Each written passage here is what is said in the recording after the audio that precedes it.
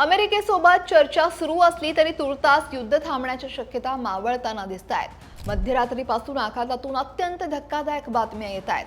कुवेतच्या आकाशात युद्धाचे ढग दाटले आहेत। इराणनं कुवेतवर क्षेपणास्त्र आणि ड्रोन हल्ले केल्याची माहिती मिळते, ज्यामुळे संपूर्ण जग हादरलंय। शांततेचा भंग करून सुरू झालेल्या या हल्ल्यांनी इराण आणि अमेरिकेतली आधीच नाजूक असलेली परिस्थिती युद्धविराम धोक्यात आणलाय। कुवेतमध्ये हवाई हल्ल्याचे सायरन वाजतायत, नागरिक जीव मुठीत घेऊन धावतायत। ही परिस्थिती नेमकी का निर्माण झाली आणि याचे जगावर काय परिणाम होतील, सविस्तर जाणून घेऊयात। नमस्कार, मी अक्षरा चोरमारे, आपण पाहताय लोकमत।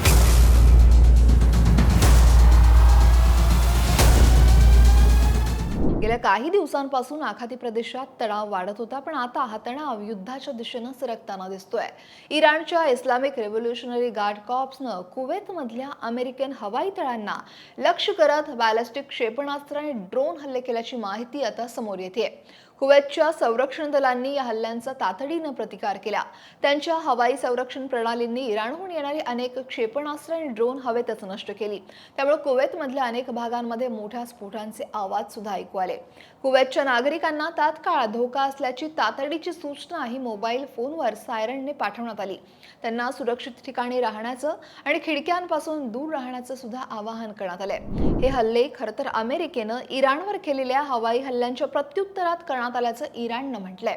विशेषतः कुवेतमधल्या अली अल सलेम हवाई तळावर झालेल्या क्षेपणास्त्र हल्ल्यात अमेरिकेचे 5 सैनिक हे जखमी झाले आहेत। एका MQ-9 रीपर ड्रोनचं मोठं नुकसान सुद्धा झालंय।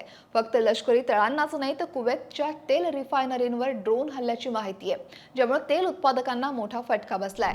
कुवेतवरचे हे हल्ले म्हणजे फक्त दोन देशांमधला संघर्ष नाहीये, तर 2026 इराण युद्ध या व्यापक संघर्षाचा मोठा भाग आहे। गेल्या काही महिन्यांपासून अमेरिका आणि इराण यांच्यात सुरू असलेल्या संघर्षानं विकोपाचं रूप धारण केलंय। इराणचा अण्वस्त्र कार्यक्रम, बॅलिस्टिक क्षेपणास्त्रांची वाढती क्षमता आणि हॉर्मुझच्या सामुद्रधुनीतील व्यापारी मार्गांवर नियंत्रण मिळवण्याचे प्रयत्न ही या संघर्षाची प्रमुख कारणे आहेत। फेब्रुवारी 2026 पासून अमेरिका आणि इस्रायलने इराणच्या लष्करी सरकारी ठिकाणांवर हवाई हल्ले केले, ज्यात इराणचे सर्वोच्च नेते अली खामेनी यांच्या हत्येचाही समावेश आहे। याला प्रत्युत्तर म्हणून इराणने इस्रायल आणि अमेरिकन तळ आणि आखाती देशांमधल्या अमेरिकेच्या मित्र राष्ट्रांवर क्षेपणास्त्र आणि ड्रोन हल्ले सुरू केले। या गंभीर परिस्थितीमध्ये मध्यस्थी करून शांतता करण्याचे प्रयत्न सुद्धा सुरू झाले, पण काही ते सुद्धा नमलेले दिसले। अमेरिका आणि इराण यांच्यात 60 दिवसांच्या युद्धविराम करारावर चर्चा सुरू होती, पण कुवेतवरच्या ताज्या हल्ल्यांमुळे हा नाजूक युद्धविराम संकटात सापडलाय।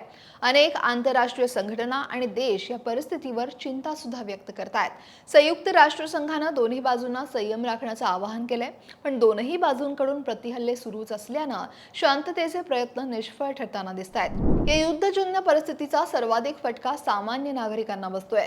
कुवेतमध्ये नागरिक प्रचंड दहशतीत आहेत। शाळेतून मुलांना घरी बोलावलं जातंय, बाजारपेठा ओस पडल्यात आणि अनेक कुटुंबांनी सुरक्षित ठिकाणी स्थलांतर करायला सुद्धा सुरुवात केली आहे। या व्यतिरिक्त तेल रिफायनरींवर झालेल्या हल्ल्यांमुळे जागतिक तेल बाजारात मोठी खळबळ उडाली आहे। कच्च्या तेलाचे दर $180 प्रति बॅरल पर्यंत पोहोचण्याची भीती सुद्धा व्यक्त केली जाते। फक्त यामुळे केवळ इंधनाच्याच किमती वाढणार नाहीयेत, तर जागतिक अर्थव्यवस्थेवर सुद्धा याचे गंभीर परिणाम दिसून येतील। विशेषतः भारतासारख्या तेल आयात करणाऱ्या देशांवर याचा मोठा परिणाम हा सुद्धा होऊ शकतो। आखाती प्रदेशात भडकलेल्या या युद्धामुळे जागतिक शांतता आणि स्थिरता धोक्यात आली आहे। अमेरिका, इराण आणि त्यांचे मित्र राष्ट्र यांच्यातला हा संघर्ष लवकर थांबला नाही तर याचे गंभीर परिणाम हे संपूर्ण जगाला भोगावे लागतील। नागरिकांच्या सुरक्षेची चिंता, वाढत्या तेलाच्या किमती आणि आंतरराष्ट्रीय संबंधांमध्ये वाढलेला तणाव यामुळे पुढचे काही दिवस अत्यंत महत्त्वाचे असणार आहेत। त्यामुळे या गंभीर परिस्थितीवर तुमचं मत काय आहे, कमेंटमध्ये नक्की लिहा आणि लोकमत सबस्क्राईब करायला विसरू नका।